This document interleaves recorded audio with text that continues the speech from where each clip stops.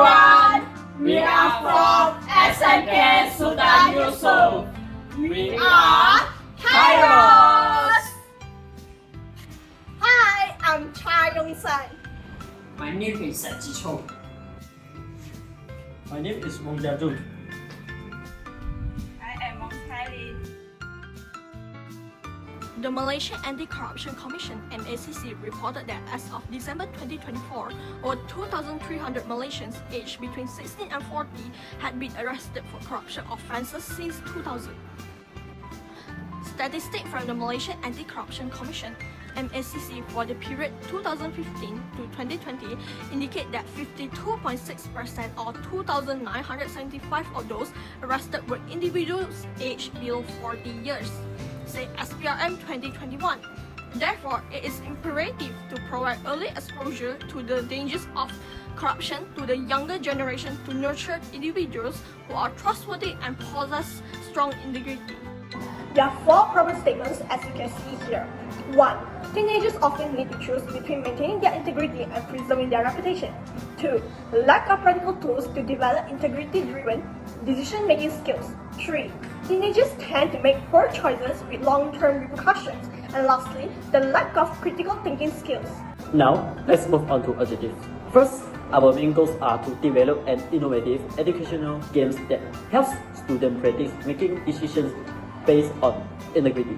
In other words, we want to give students a fun, hands-on ways to explore moral values. Second, we aim to evaluate how effective the game is in helping students become better at making wise and ethical choices. By playing the game, we hope students will improve their decision-making skill in real-life situations. Third, we also want to understand students' perception for the game. How do they feel about it? Does it really help them reflect on integrity and reputation? Their feedback will help us improve the game further.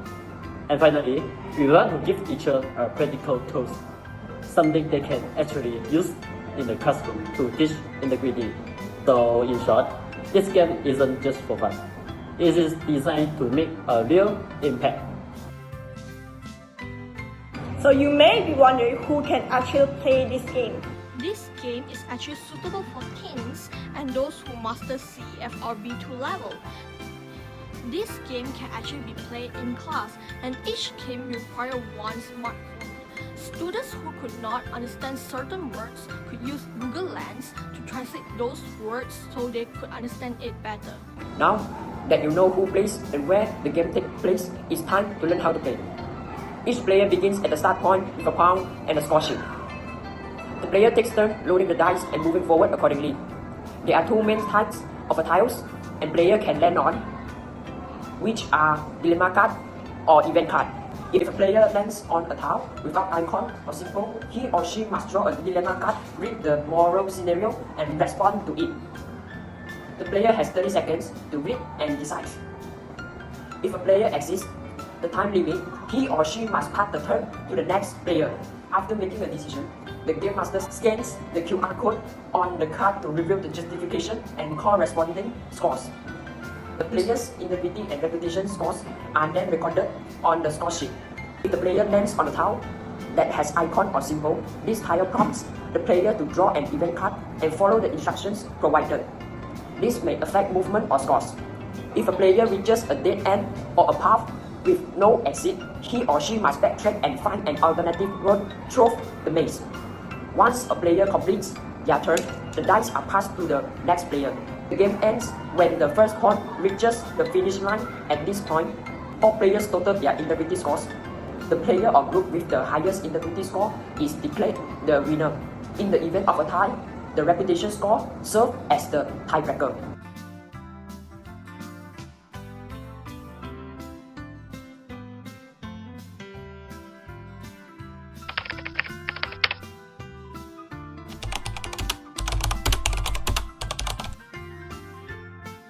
So how did the game challenge your thinking about integrity? Game challenged my integrity by requiring problem solving and critical thinking skill in situations where I had to choose between my personal gain and doing what's right.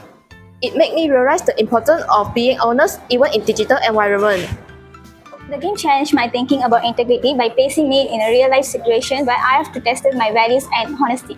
Besides that, through the game design, I have to make tough choices that tested my success with fairness. So, in my opinion, in order to play the game, I must have collaboration with my teammates. And during the game, I will solve the dilemma, and this could develop my critical thinking skill. And then, on the other hand, I could also use Google Lens, which could improve my vocabulary for my English and Malay words effectively.